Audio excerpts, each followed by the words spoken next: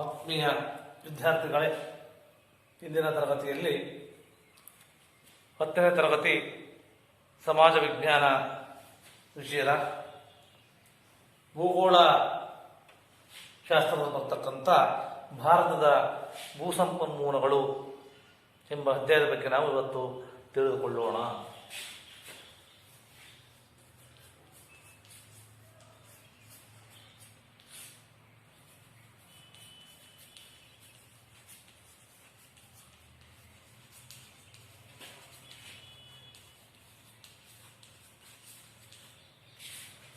ಈ ಒಂದು ಅಧ್ಯಾಯದಲ್ಲಿ ನಾವು ತಿಳಿದುಕೊಳ್ತಕ್ಕಂಥ ಪ್ರಮುಖವಾಗಿರ್ತಕ್ಕಂಥ ಅಂಶಗಳು ಅಂತಂದ್ರೆ, ಈ ಭಾರತದಲ್ಲಿ ಭೂ ಬಳಕೆ ಮತ್ತೆ ಒಂದು ಭಾರತದಲ್ಲಿ ಕೃಷಿ ಮತ್ತೆ ಅದರ ಪ್ರಾಮುಖ್ಯತೆ ಏನು, ಭಾರತದಲ್ಲಿ ಕೃಷಿಯ ವಿಧಗಳಿರ್ಬೋದು, ಮತ್ತೆ ಬೆಳೆಗಳ ಋತುಗಳು ಮತ್ತು ಬೆಳೆ ಇಡ್ತಕ್ಕಂಥ ಮಾದರಿ, ಭಾರತದ ಪ್ರಮುಖ ಬೆಳೆಗಳ ಬಗ್ಗೆ, ಮತ್ತೆ ತೋಟಗಾರಿಕೆ ಮತ್ತೆ ಪುಷ್ಪ ಕೃಷಿ ಇವುಗಳ ಮಹತ್ವದ ಬಗ್ಗೆ ನಾವು ವಿದ್ಯಾರ್ಥಿಗಳು ಇವತ್ತು ಅಧ್ಯಯನವನ್ನ ನಾವು ಮಾಡೋಣ. ಈ ಎಲ್ಲ ಅಂಶಗಳ ಬಗ್ಗೆ ನಾವು ತಿಳಿದುಕೊಳ್ಳೋಣ.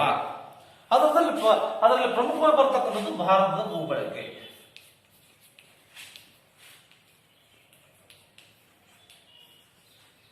ಭೂ ಬಳಕೆ ಭಾರತದಲ್ಲಿ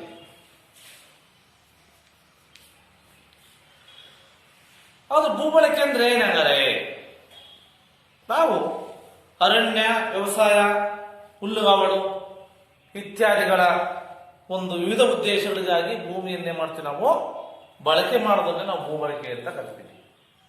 ಅರ್ಥ ಆಯ್ತು ವಿದ್ಯಾರ್ಥಿಗಳೇನೋ? ಅರಣ್ಯವನ್ನು ಮಾಡಬೇಕು, ವ್ಯವಸಾಯವನ್ನು ಮಾಡಬೇಕು, ಹುಲ್ಲುಗಾವಲು ಮಾಡಬೇಕು. ಇದು ಮಾಡಬೇಕು ಅಂದ್ರೆ ಏನ್ ಬೇಕಾಗತ್ತೆ? ಆ ವಿವಿಧ ಉದ್ದೇಶಗಳಿಗಾಗಿ ಭೂಮಿಯನ್ನ ಬಳಕೆ ಮಾಡೋದನ್ನು ಭೂ ಬಳಕೆ. ಇದು ವಿವಿಧ ಅಂಶಗಳಿಂದ ನಿರ್ಧಾರ ಕೊಡುತ್ತೆ. ಈ ಒಂದು ಭೂ ಬಳಕೆಯನ್ನು ನಾವು ಈ ಒಂದು ಉದಾಹರಣೆ ಭೂ ಮೇಲ್ಮೈ ಲಕ್ಷಣ ಮತ್ತೆ ವಾಯುಗುಣ,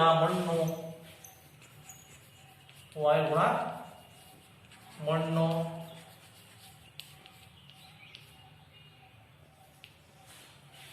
ಮತ್ತೆ ಜನಸಾಂದ್ರತೆ,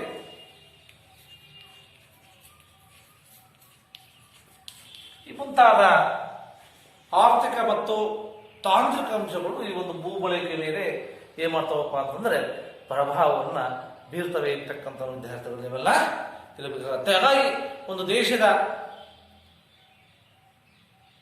ನೈಸರ್ಗಿಕ ಸಂಪನ್ಮೂಲಗಳಲ್ಲಿ ಭೂಮಿ ಅತಿ ಮುಖ್ಯವಾದ ಪ್ರಮುಖವಾದ ಪಾತ್ರವನ್ನು ವಹಿಸುತ್ತೆ. ಮತ್ತು ಆರ್ಥಿಕ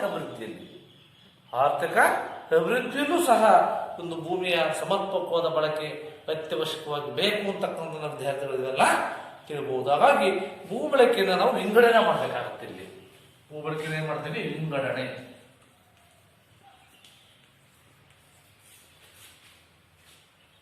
ಭಾರತದ ಭೂ ಬಳಕೆಯ ಮಾದರಿಯನ್ನ 7 ವರ್ಗಗಳಾಗಿ ಮೂಡಿಸ್ತೀವಿ. ಎಷ್ಟು ವರ್ಗ? 7 ವರ್ಗಗಳಾಗಿ. ಅದರಲ್ಲಿ ಪ್ರಮುಖವಾಗಿ ನಿವ್ವಳ ಸಾಗುವಳಿ ಭೂಮಿ ಅಂತ ಒಂದಿದೆ. ನಿವ್ವಳ ಸಾಗುವಳಿ ಭೂಮಿ, ನಂತರ ಅರಣ್ಯ ಪ್ರದೇಶ, ಮತ್ತೆ ಕೃಷಿಗಾಗಿ ದೊರೆತಕ್ಕಂಥ ಭೂಮಿ ಎಷ್ಟಿದೆ, ಪಾಳು ಭೂಮಿ ಎಷ್ಟಿದೆ, ಬಳಕೆ ಆಗದ ಕೃಷಿಗೆ ಯೋಗ್ಯವಾಗಿರ್ತಕ್ಕಂಥ ಭೂಮಿ ಎಷ್ಟು, ಬಳಕೆ ಆಗಲ್ಲ ಕೃಷಿಗೆ ಯೋಗ್ಯವಾಗಿರ್ತಕ್ಕಂಥ ಭೂಮಿ, ಆಮೇಲೆ ಕಾಯಂ ಹುಲ್ಲುಗಾವಲು ಅಥವಾ ಗೋಮಾಳ, ಇತರೆ ಅಂತೇಳಿ ನಾವು 7 ವರ್ಗಗಳಾಗಿ ಮೂಡಿಸಿದ್ವಿ. ಅದರಲ್ಲಿ ಮೊದಲನೇದಪ್ಪ ಅಂದ್ರೆ ನಿವ್ವಳ ಸಾಗುವಳಿ ಪ್ರದೇಶ.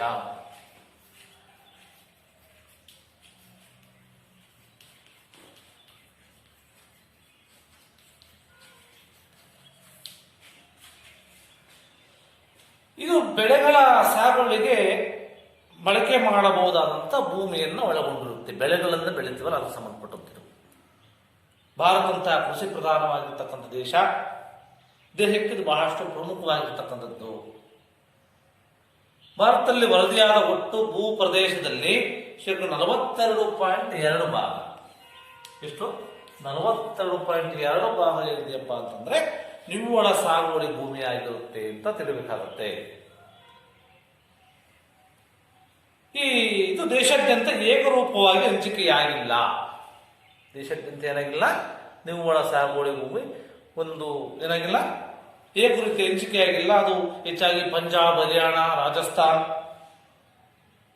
ಉತ್ತರ ಪ್ರದೇಶ, ಕೇರಳ, ಪಶ್ಚಿಮ ಬಂಗಾಳ ಈ ಒಂದು ರಾಜ್ಯಗಳಲ್ಲಿ ಇದು ಕಂಡುಬರುತ್ತೆ.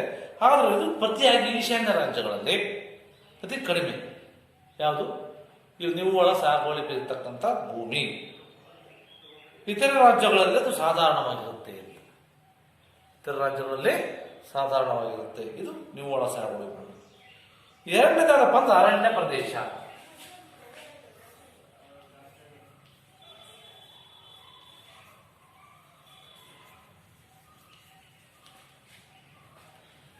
ಭಾರತ ಒಟ್ಟು ವರದಿ ಪ್ರದೇಶದಲ್ಲಿ 22.8%. ಎಷ್ಟು? 22.8% ಏನಿದೆಯಪ್ಪ ಅಂತಂದ್ರೆ ಭಾಗ ಮಾತ್ರ ಅರಣ್ಯಗಳಿಂದ ಆವೃತವಾಗಿದೆ. ಅತಿ ಹೆಚ್ಚು ಅರಣ್ಯ ಪ್ರದೇಶವು ಅಂಡಮಾನ್ ಮತ್ತು ನಿಕೋಬಾರ್ ದ್ವೀಪಗಳು ಹಾಗೂ ಈಶಾನ್ಯ ರಾಜ್ಯಗಳಲ್ಲಿ ಕಂಡುಬರುತ್ತೆ. ಪ್ರತಿಯಾಗಿ ಪಂಜಾಬ್, ಹರಿಯಾಣ, ರಾಜಸ್ಥಾನ್, ಗುಜರಾತ್ಗಳಲ್ಲಿ ಅರಣ್ಯ ಪ್ರದೇಶ ಬಹಳಷ್ಟು ಕಡಿಮೆ. ಯಾಕಪ್ಪ ಅಂದ್ರೆ ನಿವ್ವಳ ಸಾಗುವಳಿ ಭೂಮಿ ಜಾಸ್ತಿ ಇರುತ್ತೆ ಇಲ್ಲಿ. ಈ ಒಂದು ಪಂಜಾಬ್, ಹರಿಯಾಣ, ರಾಜಸ್ಥಾನದಲ್ಲಿ, ಗುಜರಾತ್ನಲ್ಲಿ. ನಂತರ ಮೂರನೇದು ಕೃಷಿಗಾಗಿ ಬೆಳೀತಕ್ಕಂಥ ಭೂಮಿ.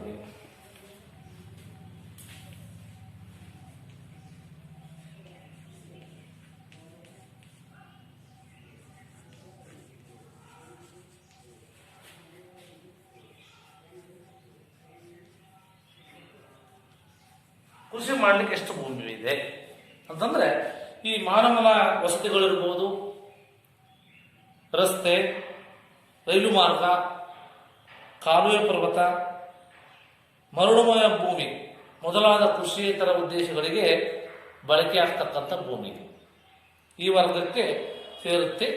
ದೇಶದ ಒಟ್ಟು ವರದಿಯಾದ ಪ್ರದೇಶದಲ್ಲಿ 14.1%. ಇಷ್ಟು 14.1% ಏನಿದೆಯಪ್ಪ ಅಂತಂದ್ರೆ ಈ ಒಂದು ಕೃಷಿಗಾಗಿ ದೊರೆತಕ್ಕಂಥ ಭೂಮಿಯನ್ನು ನಾವು ಕಾಣ್ತೀವಿ. ಇದು ಹೆಚ್ಚಾಗಿ ಅಸ್ಸಾಂ, ಮಣಿಪುರ, ಸಿಕ್ಕಿಂ ರಾಜ್ಯಗಳಲ್ಲಿ ನಾವು ಈ ಒಂದು ಕೃಷಿಗಾಗಿ ದೊರೆತಕ್ಕಂಥ ಭೂಮಿಯನ್ನು ನಾವು ಕಾಣ್ತೀವಿ. ಮತ್ತೆ ಈ ಒಂದು ಗೋವಾ, ಕೇರಳ, ಒಡಿಸ್ಸಾ, ಮಹಾರಾಷ್ಟ್ರಗಳಲ್ಲಿ ಕಡಿಮೆ ಕೃಷಿ ಇರ್ತಕ್ಕಂಥ ಭೂಮಿಯಲ್ಲಿ ಕಡಿಮೆ ಇರತಕ್ಕಂಥದ್ದು ಅನ್ನೋದನ್ನು ತಿಳಿಬೇಕಾಗುತ್ತೆ. ನಂತರ ಪಾಳು ಭೂಮಿ.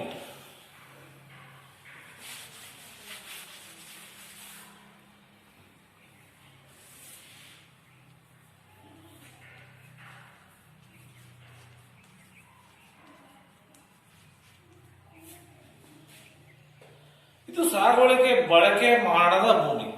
ಸಾಗುವಳಿಕೆ ಬಳಕೆ ಮಾಡಲ್ಲ ಇದನ್ನ. ದೇಶದ ವರದಿ ಪ್ರದೇಶದಲ್ಲಿ 8.2% ಎಷ್ಟು 8.2% ಈ ಒಂದು ಪಾಳು ಭೂಮಿ ಇದೆಯಂತೆ ಭಾಗವನ್ನ ಆವರಿಸಿದೆ. ಅದು ಹೆಚ್ಚಾಗಿ ಮಿಜೋರಾಂ, ತಮಿಳುನಾಡು, ಮೇಘಾಲಯಗಳಲ್ಲಿ, ಆದರೆ ತ್ರಿಪುರ, ಪುದುಚೇರಿ, ಅಂಡಮಾನ್ ಮತ್ತು ನಿಕೋಬಾರ್ ದ್ವೀಪಗಳಲ್ಲಿ ಅತಿ ಕಡಿಮೆ ಏನು ಪಾಳು ಬದ್ಧ ಭೂಮಿಯನ್ನು ನಾವು ಕಾಣ್ತೀವಿ.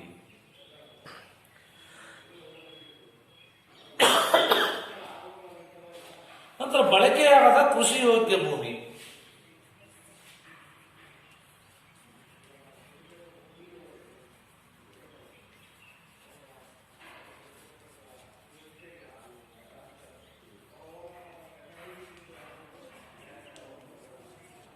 ಬಳಕೆಯಾಗದ ಕೃಷಿಗೆ ಯೋಗ್ಯ ಇರತಕ್ಕಂಥ ಭೂಮಿ.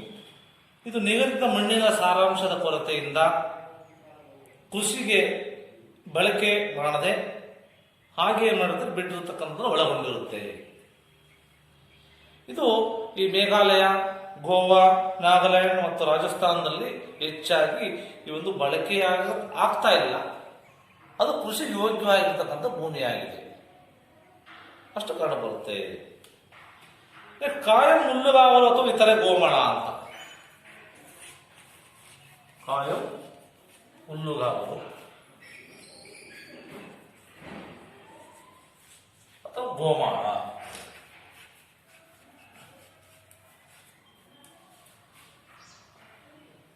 ಇದು ದೇಶದ ವರದಿ ಪ್ರದೇಶದ 3.4% ಭಾಗ ಮಾತ್ರ. ಎಷ್ಟು ಭಾಗ? 3.4% ಭಾಗವನ್ನು ಮಾತ್ರ ಆವರಿಸಿದೆ. ಹೆಚ್ಚಾಗಿ ಹಿಮಾಚಲ ಪ್ರದೇಶ, ಗುಜರಾತ್ ಮತ್ತು ಮಧ್ಯಪ್ರದೇಶದಲ್ಲಿ ನಾವು ಇದನ್ನು ಕಂಡುಬರುತ್ತೆ.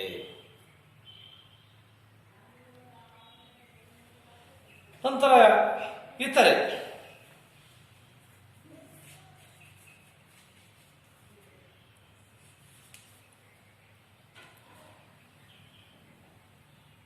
ಇದು ತೋಟಗಳು, ನೆಡುತೋಪುಗಳು ಒಳಗೊಂಡಿರುತ್ತೆ ಮತ್ತು ದೇಶದ ವರದಿಯ ಪ್ರದೇಶದಲ್ಲಿ ಶೇಕಡ 1.1ರಷ್ಟು ಎಷ್ಟು ಶೇಕಡ 1.1ರಷ್ಟು ಮಾತ್ರ ಇತರೆ ಭೂಮಿ ಇದೆ. ಈ ಭಾಗ ಮಾತ್ರ ವರ್ಗಕ್ಕೆ ಸೇರಿದೆ. ಹೆಚ್ಚಾಗಿ ಇಂತಹ ಭೂಮಿಯನ್ನು ಹೆಚ್ಚಾಗಿ ನೀವು ಅಸ್ಸಾಂನಲ್ಲಿ, ನಾಗಾಲ್ಯಾಂಡ್, ಮೇಘಾಲಯ ಮತ್ತು ಕೇರಳ, ಕರ್ನಾಟಕ, ಹಿಮಾಚಲ ಪ್ರದೇಶ ರಾಜ್ಯಗಳಲ್ಲಿ ನಾವು ಈ ಒಂದು ಇತರೆ ಇರತಕ್ಕಂಥ ಭೂಮಿಯನ್ನು ನಾವು ಕಾಣ್ತೀವಿ. ಈ ರೀತಿಯಾಗಿ ವಿದ್ಯಾರ್ಥಿಗಳೇ ನಾವು ಭೂ ಬಳಕೆಯನ್ನು ಯಾವ ರೀತಿ ವಿಂಗಡಣೆ ಮಾಡ್ತಕ್ಕಂಥದ್ದು, ಯಾವ ರೀತಿ ವಿಂಗಡಣೆಯಾಗಿದೆ ಅಂತಕ್ಕಂಥದ್ದನ್ನ ವಿದ್ಯಾರ್ಥಿಗಳು ನೀವೆಲ್ಲ ತಿಳಿದುಕೊಂಡ್ರಿ.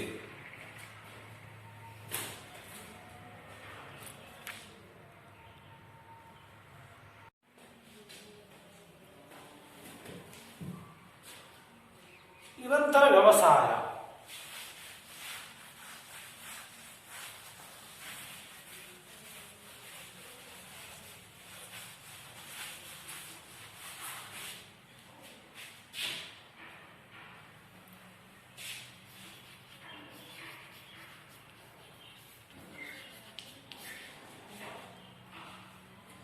ಮನುಷ್ಯನು ತನಗೆ ಅಗತ್ಯವಾಗಿರ್ತಕ್ಕಂಥ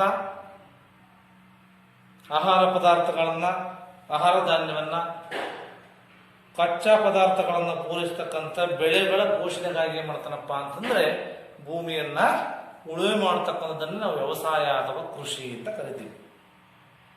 ಇದು ಕೃಷಿ, ಪಶುಪಾಲನೆ ಮತ್ತು ಕೋಳಿ ಸಾಕಾಣಿಕೆ ಮತ್ತು ಜೇನು ಸಾಕಾಣಿಕೆಯನ್ನು ಒಳಗೊಂಡಿರುತ್ತೆ ಅಂತ.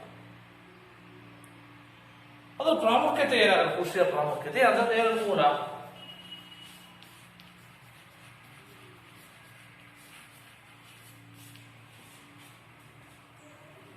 ವ್ಯವಸಾಯ ಮಾನವನ ಅತ್ಯಂತ ಪ್ರಮುಖ ಹಾಗೂ ಪ್ರಾಚೀನ ವೃತ್ತಿಗಳಲ್ಲಿ ಒಂದು ಭಾರತ ದೇಶದಲ್ಲಿ.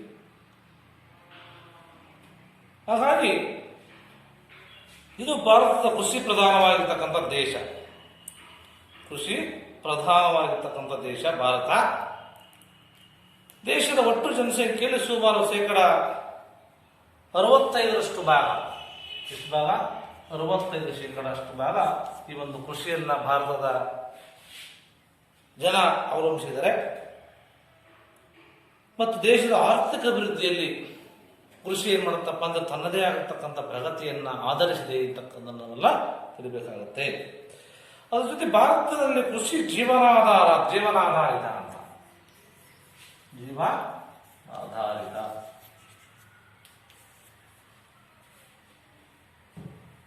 ಮತ್ತು ಜನರು ಮತ್ತು ಜಾನುವಾರುಗಳಿಗೆ ಅಗತ್ಯವಾಗಿರ್ತಕ್ಕಂಥ ಆಹಾರ ಪೂರೈಸತಕ್ಕಂಥ ವೃತ್ತಿ ಮತ್ತೆ ರಾಷ್ಟ್ರೀಯ ಆದಾಯದ ಮೂಲ. ಈಗ ರಾಷ್ಟ್ರೀಯ ಆದಾಯ ಕೃಷಿಯಿಂದ ಬಹಳಷ್ಟು ಬರುತ್ತೆ.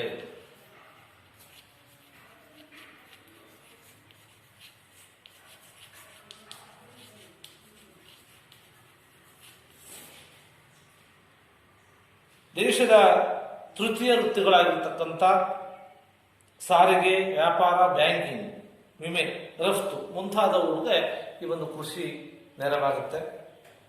ಇದು ಹಲವು ಕೈಗಾರಿಕೆಗಳ ಪ್ರಗತಿಗೂ ನೆರವಾಗುತ್ತೆ. ಕೈಗಾರಿಕೆ ಬೇಕಾಗಿರ್ತಕ್ಕಂಥ ಕಚ್ಚಾ ವಸ್ತುವನ್ನು ಪೂರೈಸುತ್ತೆ. ಕೈಗಾರಿಕೆ ಅಭಿವೃದ್ಧಿ.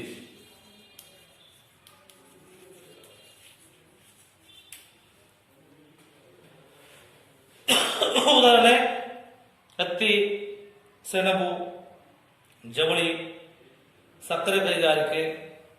ಈ ಒಂದು ಕೈಗಾರಿಕೆಗಳಿಗೆ ಕಚ್ಚಾ ವಸ್ತುವನ್ನು ಪೂರೈಸತಕ್ಕಂಥ ಕೆಲಸವನ್ನ ಈ ಒಂದು ಕೃಷಿಯಿಂದ ಆಗುತ್ತೆ ಅಂತಕ್ಕಂಥ ವಿದ್ಯಾರ್ಥಿಗಳು ನೀವು ತಿಳಿಬೇಕಾಗುತ್ತೆ.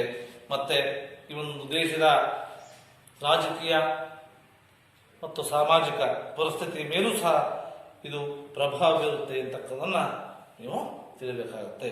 ನಂತರ ಕೃಷಿಯಲ್ಲಿರ್ತಕ್ಕಂಥ ವಿಧಗಳೇನವ? ಕೃಷಿಯಲ್ಲಿರ್ತಕ್ಕಂಥ ವಿಧಗಳು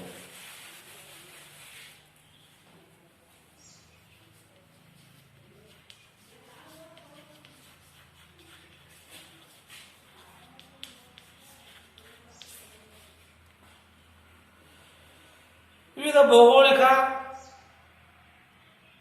ಆರ್ಥಿಕ, ಸಾಮಾಜಿಕ ಅಂಶಗಳಿಂದ ಭಾರತದಲ್ಲಿ ವಿವಿಧ ಕೃಷಿ ವಿಧಾನಗಳನ್ನು ನಾವು ರೂಢಿಯಲ್ಲಿದ್ದಾವೆ. ಅವುಗಳನ್ನು ನಾವೇನಪ್ಪ ಅಂದ್ರೆ ಸಂಕ್ಷಿಪ್ತವಾಗಿ ಅದನ್ನು ತಿಳ್ಕೊಳ್ಬೇಕಾಗತ್ತೆ. ಅದು ಒಂದೇದು ಯಾವುದಪ್ಪ ಅಂದ್ರೆ ಜೀವನಾಧಾರಿತ ಬೇಸಾಯ.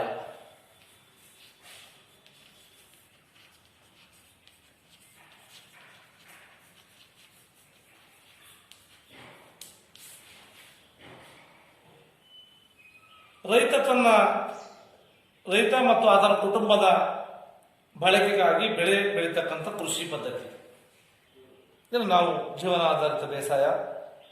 ಈ ಪದ್ಧತಿಯಲ್ಲಿ ಏನಪ್ಪ ಅಂತಂದ್ರೆ ಅತ್ಯಲ್ಪ ಕೃಷಿ ಉತ್ಪನ್ನಗಳನ್ನು ಮಾರಾಟ ಮಾಡ್ತೀವಿ. ಇದೊಂದು ಪುರಾತನ ಮಾದರಿ ಬೇಸಾಯ, ಪುರಾತನ ಕಾಲದಿಂದಲೂ ಬಂದಿರತಕ್ಕಂಥ ಬೇಸಾಯ. ಇದು ಭಾರತದ ಈಶಾನ್ಯ ರಾಜ್ಯಗಳು ಒಡಿಸ್ಸಾ ಮತ್ತು ಮಧ್ಯಪ್ರದೇಶದಲ್ಲಿ ಹೆಚ್ಚು ರೂಢಿಯಲ್ಲಿದೆ. ಒಡಿಸ್ಸಾ ಮತ್ತು ಮಧ್ಯಪ್ರದೇಶದಲ್ಲಿ ಜೀವನಾಧಾರಿತ ಬೇಸಾಯದಲ್ಲಿ ಮತ್ತೆ ಎರಡು ಇದಾವೆ: ವರ್ಗಾವಣೆ ಬೇಸಾಯ ಮತ್ತು ಸ್ಥಿರ ಬೇಸಾಯ ಅಂತ.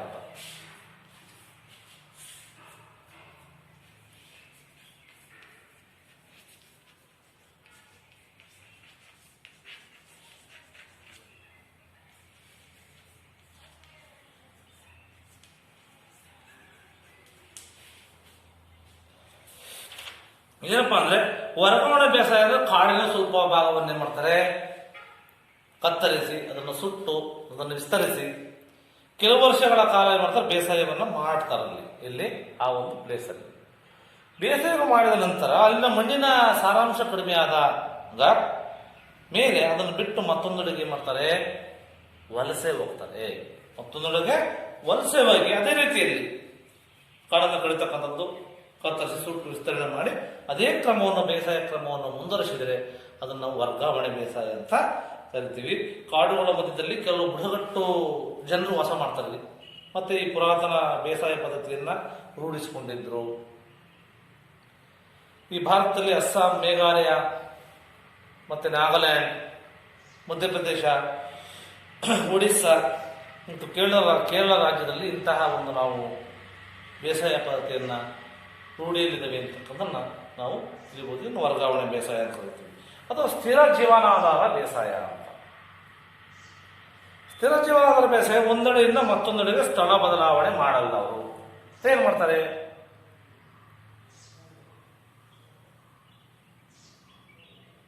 ಶಾಶ್ವತವಾಗಿ ಒಂದೇ ಕಡೆ ನೆಲೆಸಿ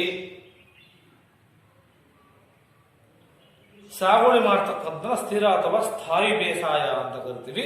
ಸಾಗುವಳಿಯನ್ನು ಬಿಟ್ಟು, ಭೂಮಿಯನ್ನು ಬಿಟ್ಟು ಈ ಒಂದು ಹೋಗದೆ ಪ್ರತಿ ವರ್ಷ ಅದನ್ನೇ ಕೃಷಿಗಾಗಿ ಬಳಸ್ತಕ್ಕಂಥದ್ದು ಭೂಮಿ ಅಂತ ತಿಳಿಬೇಕಾಗುತ್ತೆ.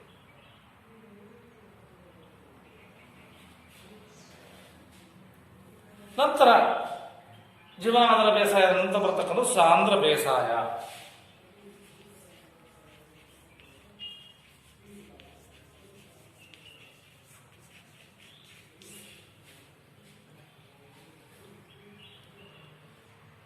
ಚಿಕ್ಕ ಭೂ ಹಿಡುವಳಿಯಲ್ಲಿ ಅಧಿಕ ಬಂಡವಾಳವನ್ನು ಮತ್ತು ಹೆಚ್ಚು ಕಾರ್ಮಿಕರನ್ನು ಬಳಸ್ತಕ್ಕಂಥದ್ದು. ಕಾರ್ಮಿಕರನ್ನು ತೊಡಗಿಸ್ತಕ್ಕಂಥ ಬೇಸಾಯ ಪದ್ಧತಿ ನಾವೇನು ಕರಿತೀವಪ್ಪ ಅಂತಂದ್ರೆ ಈ ಒಂದು ಸಾಂದ್ರ ಬೇಸಾಯ ಅಂತ ಕರಿತೀವಿ. ಈ ವಿಧಾನದಲ್ಲಿ ವರ್ಷವಿಡೀ ಸಾಗುವಳಿ ಭೂಮಿ ಬಳಕೆ ಮಾಡಲಾಗುತ್ತೆ. ವರ್ಷವಿಡೀ ಈ ಒಂದು ಸಾಗುವಳಿ ಬಳಕೆ ಮಾಡಲಾಗುತ್ತೆ. ವರ್ಷದಲ್ಲಿ 2 ಅಥವಾ 3 ಬೆಳೆಗಳನ್ನ ಇಲ್ಲಿ ಬೆಳೀತಕ್ಕಂಥದ್ದು. ಸಾಗುವಳಿ ಮಾಡಿ ಚಿಕ್ಕ ಭೂ ಹಿಡುವಳಿಗಳಿಂದಲೇ ಹೆಚ್ಚು ಉತ್ಪಾದನೆ, ಕಡಿಮೆ ಒಂದು ಜಮೀನಲ್ಲೇ ಹೆಚ್ಚು ಆದಾಯವನ್ನು ತರ್ತಕ್ಕಂಥದ್ದು ಪ್ರಯತ್ನ ಮಾಡಲಾಗುತ್ತೆ. ಈ ಕೃಷಿ ವಿಧಾನ ದೇಶದ ಫಲವತ್ತಾದ ಮತ್ತೆ ನೀರಾವರಿ ಸೌಲಭ್ಯ ಎಲ್ಲಿರುತ್ತೆ ಆ ಪ್ರದೇಶದಲ್ಲಿ ನಾವು ಈ ಒಂದು ಸಾಂದ್ರ ಬೇಸಾಯವನ್ನ ಕಾಣ್ತೀವಿ. ಆ ಒಂದು ಭಾಗಗಳಲ್ಲಿ ಸರ್ವೇ ಸಾಮಾನ್ಯವಾಗಿರುತ್ತೆ. ನೀರಾವರಿ ಮತ್ತು ಫಲವತ್ತಾಗಿರತಕ್ಕಂಥ ಭೂಮಿ ಇರಬೇಕಲ್ಲ. ನೆಕ್ಸ್ಟ್ ವಾಣಿಜ್ಯ ಬೇಸಾಯ.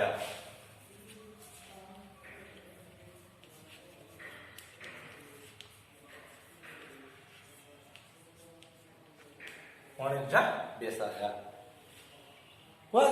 ಬೇಸಾಯ ಅಂದ್ರೆ ವ್ಯಾಪಾರದ ಉದ್ದೇಶಕ್ಕಾಗಿ ಬೆಳೆಗಳನ್ನು ಬೆಳೀತಕ್ಕಂಥ ಕೃಷಿ ವಿಧಾನ. ಓಕೆ, ವ್ಯಾಪಾರ ಉದ್ದೇಶಕ್ಕೋಸ್ಕರವಾಗಿ ಇದನ್ನು ನಾವು ವಾಣಿಜ್ಯ ಬೇಸಾಯ ಅಂತ ಕರಿತೀವಿ. ಈ ವಿಧಾನದಲ್ಲಿ ಹಣಗಳಿಕೆ ಬೆಳೆಗಳನ್ನು ದೊಡ್ಡ ಪ್ರಮಾಣದಲ್ಲಿ ಸಾಗುವಳಿ ಮಾಡಲಾಗುತ್ತೆ. ಕಾರ್ಮಿಕರ ಬಳಕೆ ಕಡಿಮೆ. ವಾಣಿಜ್ಯ ಬೇಸಾಯದಲ್ಲಿ ಯಂತ್ರಗಳು ಮತ್ತು ವೈಜ್ಞಾನಿಕ ಸಾಗುವಳಿ ಕ್ರಮಗಳನ್ನು ಅನುಸರಿಸ್ತೀವಿ. ನಂತರ ಮಿಶ್ರಣ ಬೇಸಾಯ.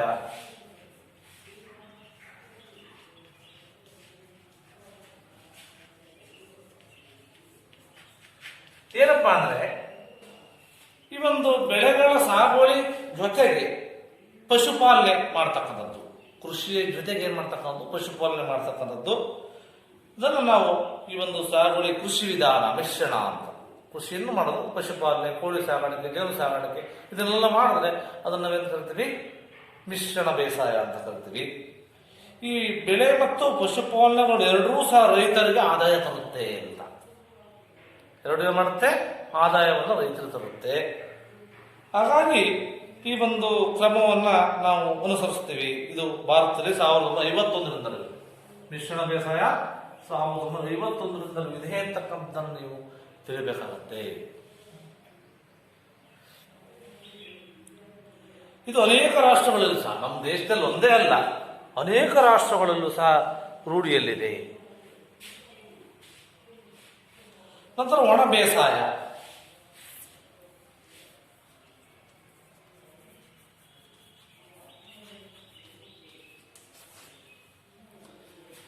ಅತಿ ಕಡಿಮೆ ಮಳೆ ಬೀಳ್ತಕ್ಕಂಥ ಪ್ರದೇಶದಲ್ಲಿ, ನೀರಾವರಿ ಸೌಲಭ್ಯ ಇಲ್ಲದಂತಹ ಅಥವಾ ಇದ್ರೂ ಸಹ ಅದು ಮಿತವಾಗಿರ್ತಕ್ಕಂಥ ಪ್ರದೇಶದಲ್ಲಿ ರೂಢಿಯಿರ್ತಕ್ಕಂಥ ಬೇಸಾಯ ಪದ್ಧತಿಯನ್ನು ನಾವು ಒಣ ಬೇಸಾಯ ಪದ್ಧತಿ ಅಂತೇಳಿ ಕರಿತೀವಿ.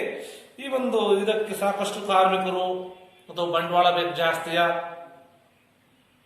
ಈ ಚಹಾ, ಕಾಫಿ, ರಬ್ಬರ್, ತೆಂಗು ಮತ್ತೆ ಪ್ರಮುಖವಾಗಿರ್ತಕ್ಕಂಥ ನಿಡುತೋಪು ಬೆಳೆಗಳನ್ನ, ಬೆಳೆಗಳು ನಿಡುತೋಪು ಬೆಳೆಗಳನ್ನ ಇಲ್ಲಿ ಬೆಳೆಯಲಾಗುತ್ತೆ. ಉದಾಹರಣೆ ಕಾಫಿ, ಚಹಾ, ರಬ್ಬರ್ ಮತ್ತೆ ತೆಂಗು ಪ್ರಮುಖ ನಿಡುತೋಪು ಬೆಳೆಗಳು. ಉದಾಹರಣೆ ನಿಡುತೋಪು ಬೆಳೆಗಳಿಗೆ ಉದಾಹರಣೆ ಕೇಳಿದ್ರೆ ಇದನ್ನ ಬರೆಯಬೇಕಾಗುತ್ತೆ ವಿದ್ಯಾರ್ಥಿಗಳು.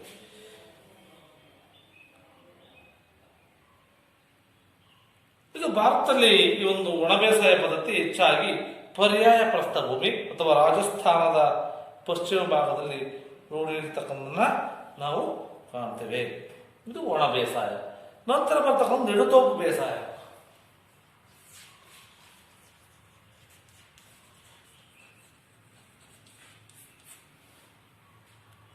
ಇದು ಮಾರಾಟಕ್ಕಾಗಿ ನಾವು ಏನ್ ಮಾಡ್ತೇವಪ್ಪ ಅಂದ್ರೆ ವಿಶಾಲವಾಗಿರ್ತಕ್ಕಂಥ ತೋಟದಲ್ಲಿ ಯಾವುದಾದ್ರೂ ಒಂದು ಬೆಳೆ ಸಾಗುವಳಿ ಮಾಡ್ತಕ್ಕಂಥದ್ದು. ಇದನ್ನೇ ನಾವು ನಿಡುತೋಪು ಬೇಸಾಯ ಅಂತ ಕರಿತೀವಿ. ಇದಕ್ಕೆ ಸಾಕಷ್ಟು ಕಾರ್ಮಿಕರು ಬೇಕು ಮತ್ತು ಬಂಡವಾಳ ಬೇಕು. ಇಲ್ಲಿ ಚಹಾ, ಕಾಫಿ, ರಬ್ಬರ್ ಮತ್ತೆ ತೆಂಗು ಬೆಳೆಗಳು ಈ ಒಂದು ನಿಡುತೋಪು ಬೇಸಾಯಕ್ಕೆ ಬಳಸ್ತಕ್ಕಂಥವು. ನಂತರ ಆರ್ದ್ರ ಬೇಸಾಯ. ಆರ್ದ್ರ ಬೇಸಾಯ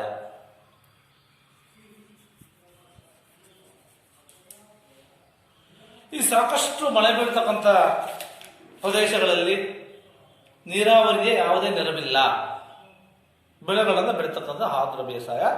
ಈ ಒಂದು ವಿವಿಧದ ಬೇಸಾಯ ನಾವು ಪಶ್ಚಿಮ ಕರಾವಳಿ ಉದ್ದಕ್ಕೂ ಸಹ, ಇಲ್ಲಿ ಇತರೆ ಹೆಚ್ಚು ಮಳೆಯಾಗ್ತಕ್ಕಂಥ ಭಾಗಗಳಲ್ಲಿ ಈ ಒಂದು ಬೇಸಾಯವನ್ನು ನಾವು ಕಾಣ್ತೇವೆ.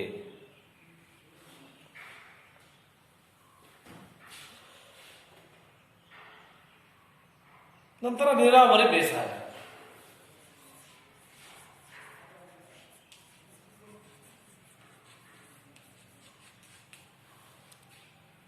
ಈ ನೀರಾವರಿ ಸಹಾಯದಿಂದ ಬೆಳೆ ಬೆಳೀತಕ್ಕಂಥ ಕೃಷಿ ವಿಧಾನ, ಇದನ್ನ ನಾವು ನೀರಾವರಿ ಬೇಸಾಯ ಅಂತ ಕರಿತೀವಿ. ಇದು ವೆಚ್ಚದಾಯಕ, ಇದು ಜಾಸ್ತಿ ವೆಚ್ಚದಾಯಕವಾಗಿರುತ್ತೆ ನೀರಾವರಿ ಬೇಸಾಯ. ಮತ್ತೆ ಆದರೆ ಭಾರತಕ್ಕೆ ಅತ್ಯವಶ್ಯಕವಾಗಿ ಬೇಕು. ಭಾರತಕ್ಕೆ ಏನ್ ಬೇಕೋ ಅತ್ಯವಶ್ಯಕವಾಗಿ ನೀರಾವರಿ ಬೇಸಾಯ ಬೇಕು. ಯಾಕಪ್ಪ ಅಂತಂದ್ರೆ ಈ ಒಂದು ಭಾರತದಲ್ಲಿ ಮಳೆ ಹಂಚಿಕೆ ಋತುಕಾಲಿಕ, ಅಕಾಲಿಕ ಮತ್ತು ಅಸಮಾನ ಯಾವಾಗಲೂ ಬಂತು, ಯಾವಾಗಲೂ ಹೋತು. ಹಾಗಾಗಿ ಈ ಒಂದು ನೀರಾವರಿ ಬೇಸಾಯ ಬೇಕು. ಈ ರೀತಿಯಾಗಿ ನಾವು ಈ ಕೃಷಿ ವಿಧಗಳನ್ನ ವಿದ್ಯಾರ್ಥಿಗಳೇ ತಿಳಿಬೇಕಾಗುತ್ತೆ.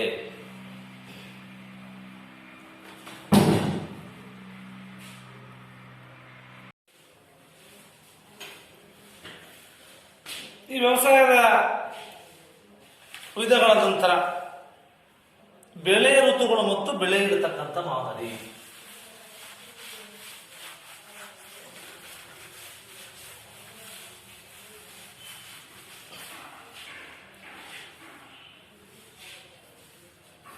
ಬೆಳೆ ಋತುಗಳು ಅಥವಾ ಬೆಳೆ ಇರತಕ್ಕಂಥ ಮಾದರಿಯನ್ನ ನಾವು ಕೇಳ್ತೀವಿ. ಅದರಲ್ಲಿ ಬೆಳೆ ಋತುಗಳು ಅಂದ್ರೆ ಕೃಷಿ ಪ್ರದೇಶದಲ್ಲಿ ವಿವಿಧ ಬೆಳೆಗಳನ್ನ ಸಾಗುವಳಿ ಮಾಡತಕ್ಕಂಥ ನಿರ್ದಿಷ್ಟ ಅವಧಿಗೆ, ನಿರ್ದಿಷ್ಟ ಯಾವ ಅವಧಿಯಲ್ಲಿ ಯಾವ ಬೆಳೆಯನ್ನು ಬೆಳಿತೀವಿ ನಾವು, ಇದನ್ನು ನಾವು ಬೆಳೆ ಋತು ಅಂತ ಕರಿತೀವಿ. ಭಾರತದಲ್ಲಿ ಪ್ರಮುಖವಾಗಿ ನಾವು ಬೆಳೆ ಋತುಗಳನ್ನು 3 ಬೆಳೆ ಋತುಗಳನ್ನು ಕಾಣ್ತೀವಿ. ಮುಂಗಾರು ಬೆಳೆ, ಹಿಂಗಾರು ಬೆಳೆ, ಜಾಯಿನ್ ಬೇಸಾಯ ಅಂತ. ಇದಾವ ಮುಂಗಾರು ಬೆಳೆ, ಎರಡನೇದು ಹಿಂಗಾರು ಬೆಳೆ, ಮೂರನೇದು ಜಾಯಿನ್ ಬೇಸಾಯ ಅಂತ ಕರೀತಾರೆ. ಈ ಮುಂಗಾರು ಬೆಳೆ ಅಂದ್ರೆ ಮಳೆಗಾಲದಲ್ಲಿ ಬೆಳೆ ಬೆಳೀತಕ್ಕಂಥದ್ದು ಮುಂಗಾರು ಬೆಳೆ ಅಂತ ಕರಿತೀವಿ. ಮಳೆಗಾಲದಲ್ಲಿ ಬೆಳೆ ಬೆಳೀತಕ್ಕಂಥದ್ದು. ಈ ಋತುವಿನಲ್ಲಿ ನೈಋತ್ಯ ಮಾನ್ಸೂನ್ ಮಾರುತಗಳ ಆರಂಭದೊಂದಿಗೆ ನೈಋತ್ಯ ಮಾನ್ಸೂನ್ ಮಾರುತಗಳು ಆರಂಭವಾಗ್ತವೆ. ಆ ಒಂದು ಟೈಮಲ್ಲಿ ಅಂದ್ರೆ ಜೂನ್ ಇಂದ ಜುಲೈ ತಿಂಗಳಲ್ಲಿ ಬಿತ್ತನೆ ಮಾಡ್ತೀವಿ ನಾವು. ಜೂನ್ ಇಂದ ಜುಲೈ ತಿಂಗಳಲ್ಲಿ ಬಿತ್ತನೆ ಮಾಡ್ತಕ್ಕಂಥದ್ದು.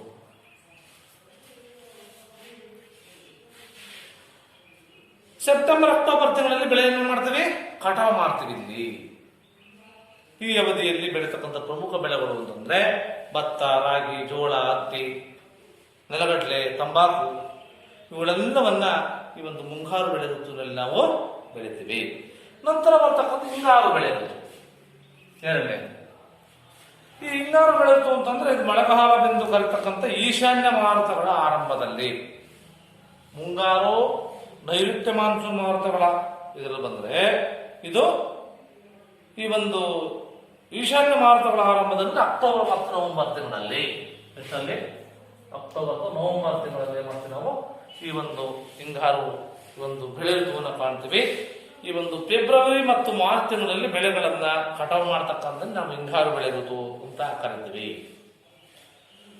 ಈ ಅವಧಿಯಲ್ಲಿ ಬೆಳೀತಕ್ಕಂಥ ಪ್ರಮುಖ ಬೆಳೆಗಳು ಗೋಧಿ, ಬಾರ್ಲಿ, ಕಡಲೆ ಮತ್ತು ನಾರುಹಸೆ ಅಂತ ಬರುತ್ತೆ. ಇವೆಲ್ಲವನ್ನ ನಾವು ಬೆಳಿತೀವಿ. ನಂತರ ಜಾಯಿಡ್ ಬೆಳೆ. ಜಾಯಿಡ್ ಬೆಳೆ ಅಂತಂದ್ರೆ ಮುಂಗಾರು ಮತ್ತು ಹಿಂಗಾರು ಬೆಳೆಗಳ ಮಧ್ಯದಲ್ಲಿ ಬೆಳೀತಕ್ಕಂಥದ್ದು, ನಡುವಣ ಅವಧಿಯಲ್ಲಿ. ಮುಂಗಾರು ಅಲ್ಲ, ಹಿಂಗಾರು ಅದರ ಮಧ್ಯದಲ್ಲಿ ಬೆಳೀತಕ್ಕಂಥ ಬೆಳೆ ಪದ್ಧತಿಯನ್ನು ನಾವು ಈ ಒಂದು ಜಾಯಿಡ್ ಬೆಳೆಗಳು. ಇದರಲ್ಲಿ ಮುಖ್ಯವಾಗಿ ಕಲ್ಲಂಗಡಿ ಬರುತ್ತೆ, ಸೌತೆಕಾಯಿ ಬರುತ್ತೆ, ಎಣ್ಣೆಕಾಳುಗಳು ಬರ್ತಕ್ಕಂಥದ್ದು, ಕೆಲವು ದ್ವಿದಳ ಧಾನ್ಯಗಳು, ತರಕಾರಿ ಇತ್ಯಾದಿಗಳನ್ನು ಜಾಯಿಡ್ ಬೆಳೆಯಲ್ಲಿ ಬೆಳಿತೀವಿ. ಅನಂತರ ಬೆಳೆ ಇಡತಕ್ಕಂಥ ಮಾದರಿ, ಬೆಳೆ ಇಡುವ ಮಾದರಿ.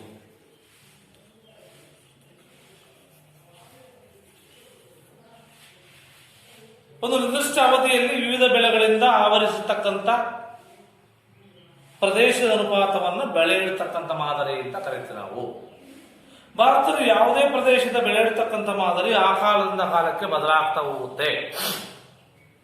ಅದಕ್ಕೇನು ಪ್ರಮುಖ ಕಾರಣ ಅಂದ್ರೆ ಭೂಮಿಯ ಮೇಲೆ ಲಕ್ಷಣ ಅಥವಾ ವಾಯುಗುಣ, ಬೂಡಿ ಉಳುವೆ ಎಷ್ಟಿದೆ, ನೀರಾವರಿ ಗಾತ್ರ ಎಷ್ಟಿದೆ, ರೈತನ ಪರಿಸ್ಥಿತಿ ಎಷ್ಟಿದೆ, ತಂತ್ರಜ್ಞಾನವನ್ನು ಬಳಕೆ ಮಾಡ್ತಾ ಇದ್ದಾರಾ ಇಲ್ವಾ, ಈ ಎಲ್ಲ ಆಧಾರದ ಮೇಲೆ ನಾವು ಬೆಳೆ ಇರತಕ್ಕಂಥ ಮಾದರಿಯನ್ನ ನಾವು ನಮ್ಮ ದೇಶದಲ್ಲಿ ಕಾಣ್ತೀವಿ ಅಂತಕ್ಕಂಥನ್ನ ತಿಳಿಬೇಕಾಗತ್ತೆ. ನಂತರ ಭಾರತದ ಪ್ರಮುಖ ಬೆಳೆಗಳು.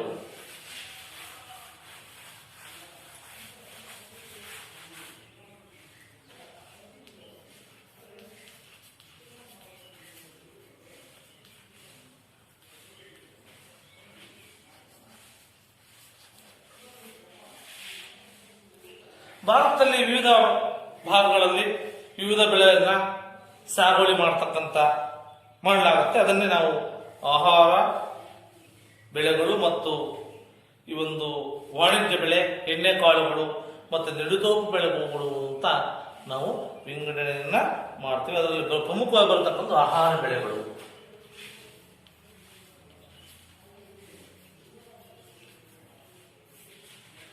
ಆಹಾರ ಬೆಳೆಗಳಲ್ಲಿ ಜನರಿಗೆ ಅಗತ್ಯವಾಗಿರ್ತಕ್ಕಂಥ ಆಹಾರವನ್ನು ಪೂರೈಸತಕ್ಕಂಥ ಬೆಳೆಗಳಲ್ಲಿ ನಾವು ಆಹಾರ ಬೆಳೆಗಳು ಅಂತ ಕರಿತೀವಿ. ಉದಾಹರಣೆ ಭತ್ತ, ಗೋಧಿ, ಜೋಳ ಮತ್ತು ದ್ವಿದಳ ಧಾನ್ಯಗಳು. ಅದರಲ್ಲಿ ಬರ್ತಕ್ಕಂಥ ಮೊದಲನೇ ಭತ್ತ ಬರುತ್ತೆ. ಆಹಾರ ಬೆಳೆಯಲ್ಲಿ ಬರುತ್ತೆ ಭತ್ತ. ಭತ್ತವು ಭಾರತದಿಂದ ಪ್ರಮುಖವಾಗಿರ್ತಕ್ಕಂಥ ಆಹಾರ ಬೆಳೆ. ಇದು ದೇಶದ ಪೂರ್ವ, ದಕ್ಷಿಣ, ನೈಋತ್ಯ ಭಾಗಗಳ ಜನರ ಪ್ರಮುಖ ಆಹಾರ ಧಾನ್ಯವಾಗಿದೆ. ಪ್ರಪಂಚದಲ್ಲಿ ಅತಿ ವಿಶಾಲವಾಗಿರ್ತಕ್ಕಂಥ ಭತ್ತ ಬೆಳೀತಕ್ಕಂಥ ಕ್ಷೇತ್ರ ನಮ್ಮ ಭಾರತದಲ್ಲಿ ಇದೆ ಅಂತಕ್ಕಂಥ ನನಗೆ ತಿಳಿಬೇಕಾಗುತ್ತೆ. ಆದರೆ ಚೀನಾ ತರುವಾಯ ಪ್ರಪಂಚದಲ್ಲೇ ಈ ಒಂದು ಭತ್ತವನ್ನು ಉತ್ಪಾದನೆ ಮಾಡುವುದರಲ್ಲಿ ಭಾರತ 2ನೇ ಸ್ಥಾನದಲ್ಲಿದೆ. ಮತ್ತೆ ಭತ್ತ ಭಾರತದಿಂದ ಪ್ರಮುಖವಾಗಿರತಕ್ಕಂಥ ಮುಂಗಾರು ಬೆಳೆ ಮತ್ತು ಈ ಒಂದು ಉಷ್ಣವಲಯದ ಬೆಳೆ ಅಂತ. ಮುಂಗಾರು ಬೆಳೆ ಅಥವಾ ಉಷ್ಣವಲಯದ ಬೆಳೆಯಾಗಿರುತ್ತೆ. ಹಾಗಾಗಿ ಈ ಬೆಳೆಗೆ 18ರಿಂದ 25 ಡಿಗ್ರಿ ಸೆಲ್ಸಿಯಸ್ ಉಷ್ಣಾಂಶ ಬೇಕು. ಎಷ್ಟು? 15ರಿಂದ 25 ಡಿಗ್ರಿ ಸೆಲ್ಸಿಯಸ್ ಉಷ್ಣಾಂಶ. 100ರಿಂದ 200 ಸೆಂಟಿಮೀಟರ್ ಮಳೆ ಬೇಕು. 100ರಿಂದ 200 ಸೆಂಟಿಮೀಟರ್ ಮಳೆ ಬೇಕು. ಮತ್ತೆ ಆ ಮೆಕ್ಕಲು ಜೇಡಿ ಮಣ್ಣು ಮತ್ತು ಜೇಡಿ ಮಿಶ್ರಿತ ಮರಳು ಮಣ್ಣು ಬೇಕು ಇದಕ್ಕೆ. ಈ ಬೆಳೆಗೆ ಬಹು ಸೂಕ್ತ. ಭತ್ತದ ಗಿಡದಲ್ಲಿ ಯಾವಾಗಲೂ ಸಹ ತಳದಲ್ಲಿ ನೀರು ತಿರಲೇಬೇಕು. ಹೀಗಾಗಿ ಭೂಮಿ ಸಮತಟ್ಟಾಗಿರಬೇಕು. ಮತ್ತೆ ಕಡಿಮೆ ಮಳೆ ಬೀಳ್ತಕ್ಕಂಥ ಕಡೆನೂ ಸಹ ನೀರಾವರಿ ಅವಶ್ಯಕತೆ ಮಾತ್ರ ಭತ್ತವನ್ನ ಬೆಳೆಯಬಹುದು. ಭಾರತ ಎಲ್ಲ ರಾಜ್ಯಗಳಲ್ಲೂ ಭತ್ತದ ಬೇಸಾಯ ಕಂಡು ಬರುತ್ತೆ. ಪಶ್ಚಿಮ ಬಂಗಾಳ ಅತಿ ಹೆಚ್ಚು ಭತ್ತವನ್ನು ಉತ್ಪಾದನೆ ಮಾಡ್ತಾರೆ. ಯಾವುದು? ಪಶ್ಚಿಮ ಬಂಗಾಳ, ವೆಸ್ಟ್ ಬೆಂಗಾಲ್ ಅತಿ ಹೆಚ್ಚು ಭತ್ತವನ್ನು ಉತ್ಪಾದನೆ ಮಾಡ್ತಕ್ಕಂಥದ್ದು. ಈ ಒಂದು ಅತಿ ಹೆಚ್ಚು ಭತ್ತ ಉತ್ಪಾದಿಸುವ ರಾಜ್ಯ ಮತ್ತು ಪ್ರಮುಖ ಭತ್ತ ಉತ್ಪಾದಿಸುವ ರಾಜ್ಯಗಳು ಅಂದ್ರೆ ಇತರೆ ಆಂಧ್ರ ಪ್ರದೇಶ, ಉತ್ತರ ಪ್ರದೇಶ, ಪಂಜಾಬ್, ತಮಿಳುನಾಡು, ಒಡಿಸ್ಸಾ ಮತ್ತೆ ಕೇರಳದಲ್ಲೂ ಸಹ ನಾವು ಮಾಡ್ತೀವಿ ಈ ಒಂದು ಭತ್ತವನ್ನ ಉಪಯೋಗಿಸ್ತೀವಿ. ನಂತರ ಬರ್ತಕ್ಕಂಥದ್ದು ಗೋಧಿ.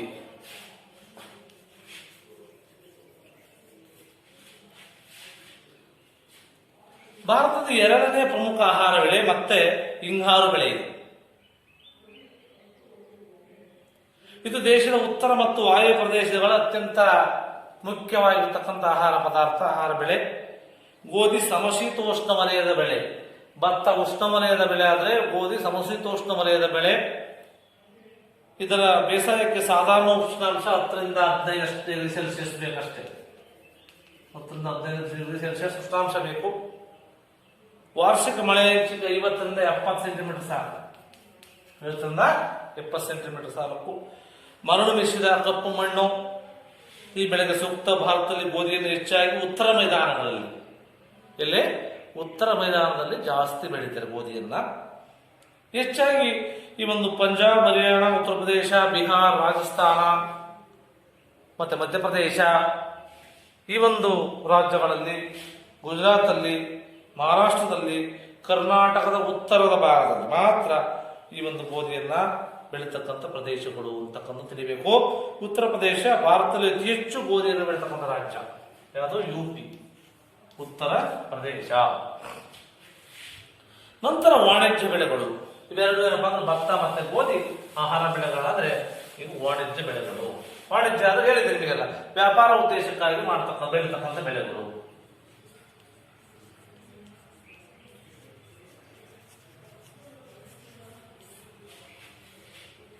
ಅದನ್ನು ವ್ಯಾಪಾರ ಉದ್ದೇಶಕ್ಕಾಗಿ ಮಾಡ್ತಕ್ಕಂಥದ್ದು ಕಬ್ಬು, ಹತ್ತಿ, ತಂಬಾಕು, ಎಣ್ಣೆಕಾಳುಗಳು. ಅದರಲ್ಲಿ ಪ್ರಮುಖವಾಗಿರ್ತಕ್ಕಂಥ ಕಬ್ಬು.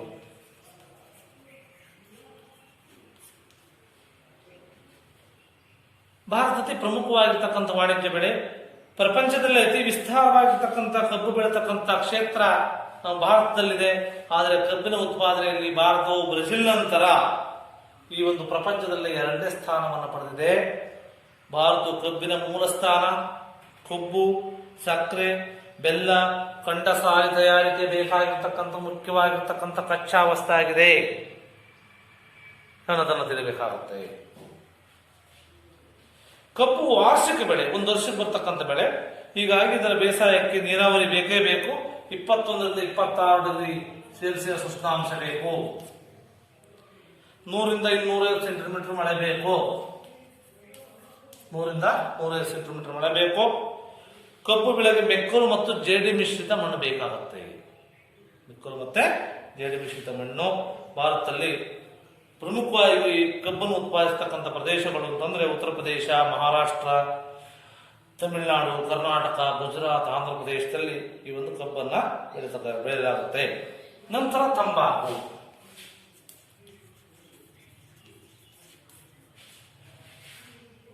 ಭಾರತದ ಪ್ರಮುಖ ವಾಣಿಜ್ಯ ಬೆಳೆಗಳಲ್ಲಿ ಒಂದು ತಂಬಾಕು. ತಂಬಾಕನ್ನು ಧೂಮಪಾನದ ಬೀಡಿ, ಸಿಗರೇಟು, ಸಿಗಾರ್, ಹುಕ್ಕ ಮೊದಲಾದ ತಯಾರಿಕೆಗಳಲ್ಲಿ ಉಪಯೋಗಿಸ್ತಾರೆ. ಸ್ವಲ್ಪ ಭಾಗವನ್ನು ಅಗಿಲಿಕ್ಕೆ ಮತ್ತೆ ನಶ್ಯ ಕೀಟನಾಶಕವನ್ನು ಬಳಸಲಿಕ್ಕೆ. ಇದೊಂದು ಉಷ್ಣವಲಯದ ಬೆಳೆ. ಬೇಸಾಯಕ್ಕೆ 21ರಿಂದ 23 ಡಿಗ್ರಿ ಸೆಲ್ಸಿಯಸ್ ಉಷ್ಣಾಂಶ ಬೇಕು.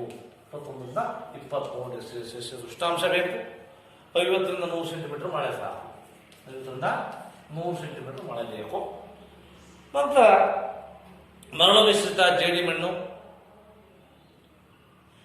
ಈ ಬೆಳೆಗೆ ಸೂಕ್ತ ಮತ್ತೆ ಸಾಕಷ್ಟು ರಾಸಾಯನಿಕ ಗೊಬ್ಬರವನ್ನು ಕೊಡಬೇಕಾಗುತ್ತೆ ಈ ಒಂದು ತಂಬಾಕಿಗೆ. ಭಾರತದಲ್ಲಿ ಆಂಧ್ರ ಪ್ರದೇಶ, ಗುಜರಾತ್, ಉತ್ತರ ಪ್ರದೇಶ, ಕರ್ನಾಟಕ, ತಮಿಳುನಾಡು, ಮಹಾರಾಷ್ಟ್ರ, ಬಿಹಾರ ರಾಜ್ಯಗಳಲ್ಲಿ ಪ್ರಮುಖವಾಗಿ ತಂಬಾಕನ್ನು ಉತ್ಪಾದಿಸತಕ್ಕಂಥ ಭಾಗಗಳು. ಹಾಗಾಗಿ ಪ್ರಪಂಚದಲ್ಲಿ ಭಾರತವು 3ನೇ ಮುಖ್ಯ ತಂಬಾಕು ಉತ್ಪಾದಿಸತಕ್ಕಂಥ, 4ನೇ ಪ್ರಮುಖ ರಫ್ತು ಮಾಡತಕ್ಕಂಥ ದೇಶ. ರಫ್ತು ಮಾಡತಕ್ಕಂಥ ದೇಶವಾಗಿದೆ ಅಂತಕ್ಕಂಥ ತಿಳಿಬೇಕು. ನಂತರ ಬರ್ತಕ್ಕಂಥವು ನಾರು ಬೆಳೆಗಳು.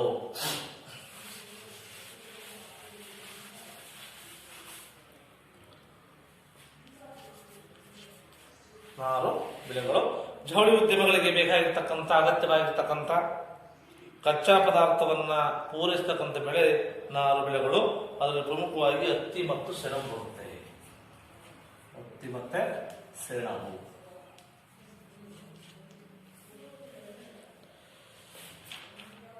ಅದರಲ್ಲಿ ಪ್ರಮುಖವಾಗಿ ಹತ್ತಿ. ಇದು ಭಾರತದ ಪ್ರಮುಖ ಕೈಗಾರಿಕಾ ನಾರು ಬೆಳೆ. ಕೈಗಾರಿಕೆ ಬೇಕಾಗಿರ್ತಕ್ಕಂಥ ನಾರು ಬೆಳೆ. ಇದು ದೇಶದ ಹತ್ತಿ ಜವಳಿ ಉದ್ಯಮಕ್ಕೆ ಬೇಕಾದ ಕಚ್ಚಾ ಹತ್ತಿಯನ್ನ ಪೂರೈಸುತ್ತೆ. ಇದು ಉಷ್ಣವಲಯ ಮತ್ತು ಉಪ ವಲಯದ ಬೆಳೆ. ಈ ಬೇಸಾಯಕ್ಕೆ 21ರಿಂದ 24 ಡಿಗ್ರಿ ಸೆಲ್ಸಿಯಸ್ ಉಷ್ಣಾಂಶ ಬೇಕು. 21ರಿಂದ 24 ಡಿಗ್ರಿ ಸೆಲ್ಸಿಯಸ್ ಉಷ್ಣಾಂಶ ಬೇಕು.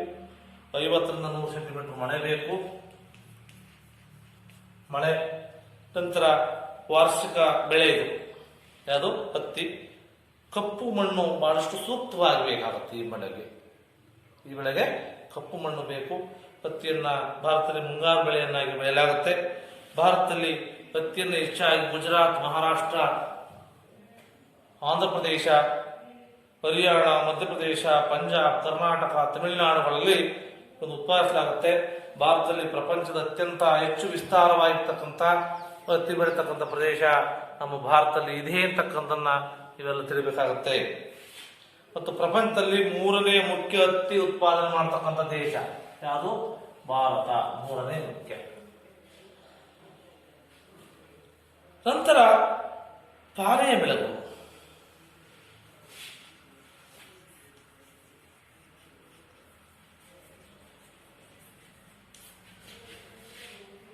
ಆಹ್ಲಾದಕರ ಪಾನೀಯಗಳ ತಯಾರಿಕೆಗೆ ಉಪಯುಕ್ತ ಆಗತಕ್ಕಂಥ ಬೆಳೆಗಳನ್ನು ನಾವು ಪಾನೀಯ ಬೆಳೆಗಳು ಅಂತ ಕರಿತೀವಿ. ಅದರಲ್ಲಿ ಭಾರತದಲ್ಲಿ ಕಾಫಿ ಮತ್ತು ಚಹಾ ಅತ್ಯಂತ ಪ್ರಮುಖವಾಗಿರ್ತಕ್ಕಂಥ ಪಾನೀಯ ಬೆಳೆಗಳು. ಯಾವುದು? ಕಾಫಿ ಮತ್ತು ಚಹಾ.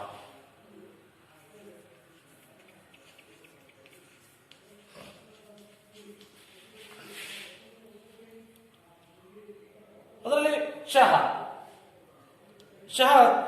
ಅತ್ಯಂತ ಪ್ರಮುಖ ಮತ್ತು ಸುಲಭ ದರದಲ್ಲಿ ದೊರೆತಕ್ಕಂಥ ಪಾನೀಯ. ಪ್ರಪಂಚದಲ್ಲಿ ಕ್ಷೀರದ ತರುವಾಯ ಭಾರತ 2ನೇ ಸ್ಥಾನದಲ್ಲಿ ಇದೆ. ಅದರಲ್ಲಿ ಚಹಾವನ್ನು ಉತ್ಪಾದನೆ ಮಾಡುವುದರಲ್ಲಿ. ಚಹಾ ಒಂದು ನಿಡುದೋಬು ಬೇಸಾಯ. ಇದು ಉಷ್ಣವಲಯ ಮತ್ತು ಉಪ ವಲಯದ ಬೆಳೆ.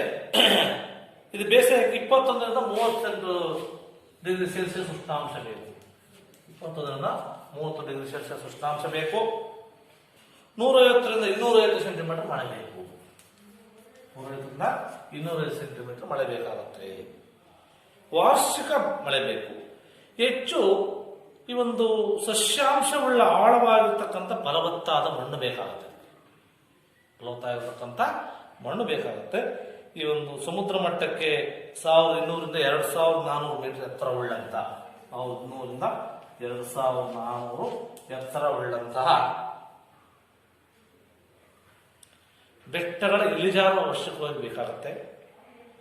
ಭಾರತದಲ್ಲಿ ಚಹಾವನ್ನು ಹೆಚ್ಚಾಗಿ ಅಸ್ಸಾಂ, ಮತ್ತು ಪಶ್ಚಿಮ ಬಂಗಾಳ, ತಮಿಳುನಾಡು, ಕೇರಳ ರಾಜ್ಯಗಳಲ್ಲಿ ಹೆಚ್ಚಾಗಿ ಈ ಒಂದು ಚಹಾವನ್ನು ಬೆಳೀತೇವೆ. ನಂತರ ತೋಟಗಾರಿಕೆ ಮತ್ತು ಸಸ್ಯ ಕೃಷಿಗಳು. ಯಾವುದು? ತೋಟಗಾರಿಕೆ ಮತ್ತು ಪುಷ್ಪ ಕೃಷಿಗಳ ಮಹತ್ವ.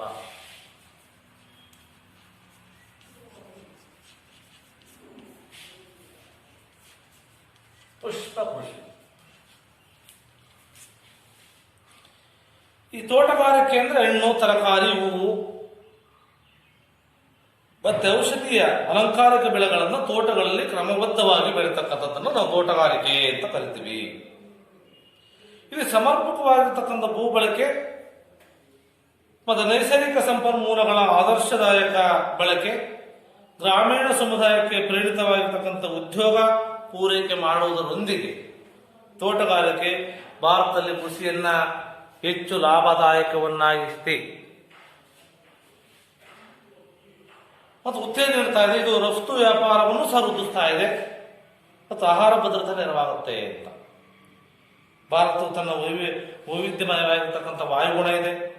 ಮಣ್ಣಿನ ಪ್ರಕಾರಗಳಿಂದಾಗಿ ವಿವಿಧ ತೋಟಗಾರಿಕೆಗಳನ್ನು ಬೆಳೆಯಲಿಕ್ಕೆ ಉತ್ತಮ ಸಾಮರ್ಥ್ಯ ಬಂದಿದ್ದು ಇಂದು ಭಾರತ ಒಂದು ಪ್ರಖ್ಯಾತ ತೋಟಗಾರಿಕೆ ಬೆಳೆ ಅಂತ ಬೆಳೀತಕ್ಕಂಥ ದೇಶವಾಗಿ ಇವತ್ತು ಹೊರಹೊಮ್ಮುತ್ತಾ ಇದೆ ಅಂತಕ್ಕಂಥ.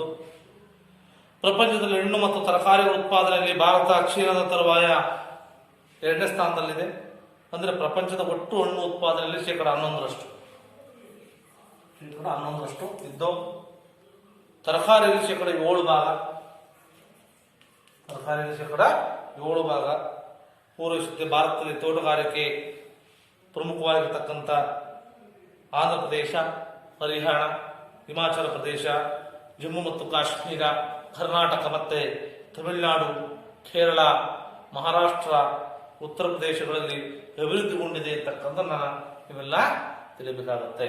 ನಂತರ ಬರ್ತಕ್ಕಂಥ ಪುಷ್ಪ ಕೃಷಿ. ಪುಷ್ಪ ಕೃಷಿ ಅಂದ್ರೆ ಮಾರಾಟಕ್ಕಾಗಿ ಹೂಗಳನ್ನು ಸಾಗುವಳಿ ಮಾಡ್ತಕ್ಕಂಥ ಕಲೆ. ಅದನ್ನ ಪುಷ್ಪ ಕೃಷಿ ಅಂತ ಕರಿತೀವಿ. ಮಾರಾಟಕ್ಕೋಸ್ಕರ ಮಾಡ್ತಕ್ಕಂಥದ್ದು. ಪುರಾತನ ಕಾಲದಿಂದಲೂ ಸಹ ಹೂವುಗಳ ಬೇಸಾಯದ ಕಲೆ ಭಾರತೀಯರಿಗೆ ತಿಳಿದಿದೆ. ದೇಶದ ಕೃಷಿ ಮೇಲೆ ಪುಷ್ಪ ಕೃಷಿ ಮಹತ್ವದ ಪಾತ್ರವನ್ನ ವಹಿಸುತ್ತೆ. ಇದು ರೈತರ ಆದಾಯಗಳಿಗೆ ಇರಬಹುದು, ಉದ್ಯೋಗ ಇರಬಹುದು, ಅದರಲ್ಲೂ ಮಹಿಳೆಯರಿಗೆ ವೃತ್ತಿ ಅವಕಾಶ ಕಲ್ಪಿಸುತ್ತೆ. ಮಹಿಳೆಯರಿಗೆ ಬೇಕಾಗಿರ್ತಕ್ಕಂಥ ಕೆಲಸವನ್ನ ಈ ಒಂದು ಪುಷ್ಪ ಕೃಷಿ ಕೊಡುತ್ತೆ. ವಿವಿಧ ಹೂಗಳನ್ನು ಬೆಳೆಯಲಿಕ್ಕೆ ಭಾರತ ಕೃಷಿ ಮತ್ತು ವಾಯುಗುಣದ ಪರಿಸ್ಥಿತಿ ಉತ್ತಮವಾಗಿದೆ. ಯಾಕಪ್ಪ ಅಂತಂದ್ರೆ ಭಾರತದಲ್ಲಿ ಸೂಕ್ತವಾಗಿರ್ತಕ್ಕಂಥ ವಾಯುಗುಣ ಇದೆ. ಭಾರತವು ಕೆಲವು ಸಾಂಪ್ರದಾಯಿಕ ಹೂಗಳ ಉತ್ಪಾದನೆಗೆ ಪ್ರಸಿದ್ಧವಾಗಿದ್ದು, ಅದರಲ್ಲಿ ಮಲ್ಲಿಗೆ, ಚೆಂಡು ಹೂ, ನಂತರ ಸೇವಂತಿಗೆ,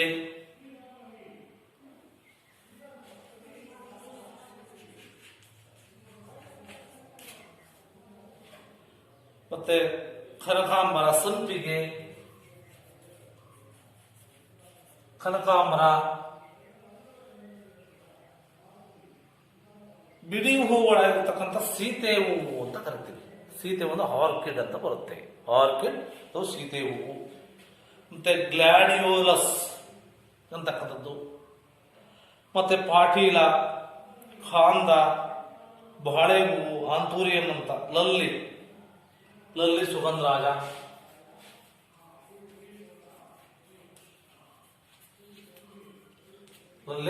ಸುಗಂಧರಾಜ, ಇತ್ಯಾದಿಗಳ ಉತ್ಪಾದನೆಯಲ್ಲಿ ನಮ್ಮ ಭಾರತ ಪ್ರಸಿದ್ಧಿಯನ್ನ ಪಡೆದಿರ್ತಕ್ಕಂಥ ವಿದ್ಯಾರ್ಥಿಗಳೇ. ಅದರಲ್ಲೂ ಪುಷ್ಪ ಕೃಷಿ ಪ್ರಮುಖವಾಗಿ ತಮಿಳುನಾಡು, ಕರ್ನಾಟಕ ಮತ್ತೆ ಆಂಧ್ರ ಪ್ರದೇಶ ಮತ್ತೆ ಈ ಒಂದು ಮಹಾರಾಷ್ಟ್ರ, ಪಂಜಾಬ್, ಹರಿಯಾಣ, ಪಶ್ಚಿಮ ಬಂಗಾಳದಲ್ಲಿ ಹೆಚ್ಚಾಗಿ ಅಭಿವೃದ್ಧಿ ಬಂದಿದೆ ಅಂತಕ್ಕಂಥನ್ನ ವಿದ್ಯಾರ್ಥಿಗಳು ನೀವೆಲ್ಲ ಇದುವರೆಗೂ ಸಹ ಅಧ್ಯಯನ ಮಾಡಿದಿರಿ. ಹಾಗಾದ್ರೆ ಇವತ್ತಿನ ತರಗತಿಯಲ್ಲಿ ಪ್ರಮುಖವಾಗಿ ಭಾರತ ಭೂಸಂಪನ್ಮೂಲಗಳಲ್ಲಿ ನೀವೇನು ತಿಳ್ಕೊಂಡ್ರೆ ಭಾರತದ ಭೂಬಳಕೆ ಯಾವ ರೀತಿ ಇದೆ, ಭಾರತದಲ್ಲಿ ಕೃಷಿ ಮತ್ತು ಅದರ ಪ್ರಾಮುಖ್ಯತೆ ಏನು, ಕೃಷಿಯಲ್ಲಿರ್ತಕ್ಕಂಥ ವಿಧಗಳು ಯಾವ್ಯಾವು, ನಂತರ ಭಾರತ ಬೆಳೆಗಳು ಮತ್ತೆ ಬೆಳೆಯಿರ್ತಕ್ಕಂಥ ಮಾದರಿ, ಭಾರತ ಪ್ರಮುಖ ಬೆಳೆಗಳು, ತೋಟಗಾರಿಕೆ ಮತ್ತು ಪುಷ್ಪ ಕೃಷಿಯ ಬಗ್ಗೆ ವಿದ್ಯಾರ್ಥಿಗಳೇ ಎಲ್ಲರೂ ತಿಳ್ಕೊಂಡಿದ್ರಿ. ಎಲ್ಲರೂ ಸಹ ಧನ್ಯವಾದ.